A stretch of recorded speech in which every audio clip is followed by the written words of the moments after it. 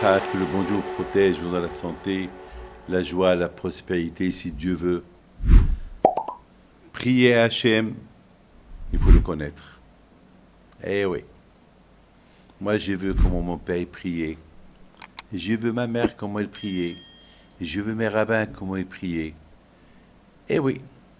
Je voudrais vous raconter une petite histoire que j'ai vue avec mes propres yeux. C'est pas une histoire qu'on m'a racontée. Je l'ai vécue. Je l'ai vue. Il y avait mon ami, Mardoché Knafo Alav Shalom, il était commerçant lorsqu'il était jeune. Il habitait à Tiznit. Et il avait une affaire à Tiznit. C'est une histoire qu'elle date 60 ans. Et il avait un peu ras-le-bol de ce travail-là. Sa femme était jeune. Il avait un bébé.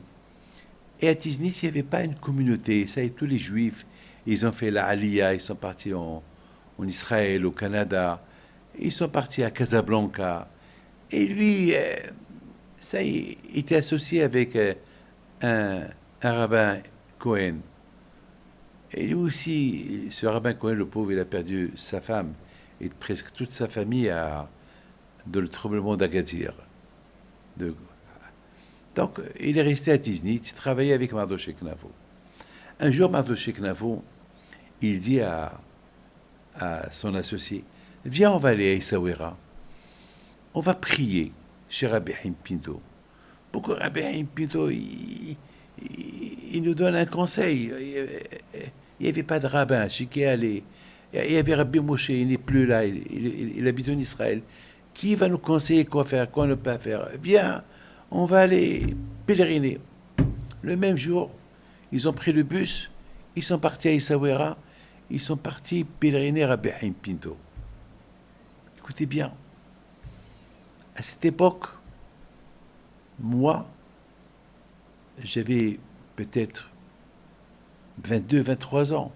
Donc, si je ne me trompe pas, cette histoire, elle date peut-être 55 ans, pas 60 ans, 55 ans à peu près. Donc, c'était aux environs des dates que j'allais au Maroc. Peut-être j'avais 20 ans. Je peux pas, vous savez, je ne peux pas me rappeler bien des années, mais l'histoire, je me rappelle très bien. Et puis, voilà, ils sont partis à Casablanca, à Essaouira, pardon. Ils ont prié. Et Mardoché Knafo, il a commencé à pleurer, à pleurer, à pleurer, à pleurer. Je veux partir à Casablanca, je veux plus rester ici à Tiznit. Il pleure comme un bébé. Comme ça, il me raconte. La même semaine, il me l'a raconté. Bon, ils sont retournés à Tiznit. Il a eu un problème avec quelques personnes. Et puis, il se sentait en danger. Donc, il a dit à sa femme, on n'a rien à faire ici à Tiznit. Il faut qu'on s'en aille. Ils ont fermé. Après, elle a commencé à pleurer. Et Emma Parnassa, comment je veux faire? Emma Parnassa. Alors, sa femme lui a dit, bon, toi-même, tu es parti chez Rabbi Haim Pinto, tu as pleuré, tu as prié pour que le zéro du tzaddik, il t'aide, pour que tu quittes Tiznit, pour que tu auras des problèmes, disait, pour être obligé de quitter. Eh ben voilà. Il regarde son ami, lui a dit, eh ben mon fils, c'est ta faute. C'est ta faute. Il ne fallait pas pleurer sur la tombe du tzaddik. Voilà. La prière, elle est montée chez Hachem. Maintenant, on est obligé de fermer. Tu sais quoi? Ça m'arrange.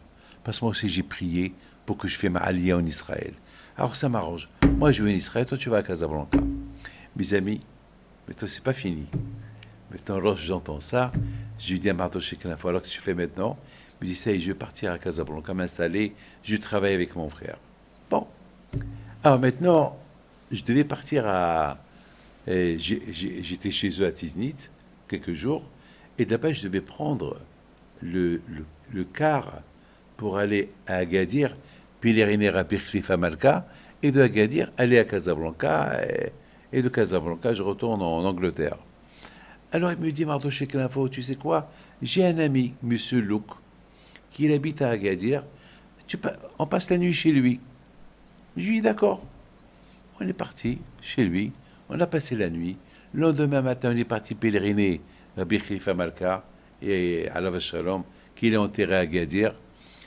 Et voilà. En même temps, j'ai pèleriné tous les gens, ceux qui sont morts au tremblement de terre d'Agadir. Voilà. Et il me donne une enveloppe. Monsieur Louk me donne une enveloppe. Il me dit, ça fait longtemps que je n'ai pas donné de l'argent à aucun de la famille de Rabbi Haïm Pinto. Je te les donne et prie pour moi. Et moi, j'avais besoin d'argent. Alors, j'étais content. Pour moi, l'affaire est terminée. Mais écoutez, avant que je quitte la maison, il y a un Marocain qui vient chez la famille Louk. Il tape à la porte et M. Louk, il le regarde. Il lui dit, Ahmed, mais ça fait 10 ans que je ne t'ai pas vu. Il lui dit, oui, ça fait 10 ans que tu ne m'as pas vu. Tu sais que je te dois d'argent et je n'avais pas de l'argent pour te rendre. Et j'ai décidé, il y a 1 heure, de t'apporter, grâce à Dieu, j'ai maintenant les moyens, je t'apporte l'argent que tu m'as prêté il y a 10 ans. Il me regarde. Alors, M. Ahmed lui dit, pourquoi tu regardes ce monsieur? Il dit, parce que je viens de lui donner maintenant la somme de l'argent que tu m'as apporté, que je t'ai prêté. Il lui dit, tu te rappelles combien? Il dit, voilà, tant. Il lui dit, eh bien voilà, je t'ai donné tant. C'est-à-dire, finalement, personne n'a gagné. Personne n'a perdu, on a tous gagné. Moi, j'ai gagné. Lui aussi, il a gagné. Ce qu'il m'a donné lui a été remboursé. Et, Mardochée Klinfo, il a gagné. Il est parti s'installer à Casablanca. Et Baruch Hashem, il a eu des enfants là-bas. Et voilà la force de la prière. Lorsqu'on sait prier à Kadosh Baruch Hu, mais pour prier à Kadosh Baruch Hu, il faut le connaître. Il faut le connaître. Et comment on le connaît? Par la prière. C'est tout. Avoir confiance en lui. Que le bon Dieu me protège, jamais.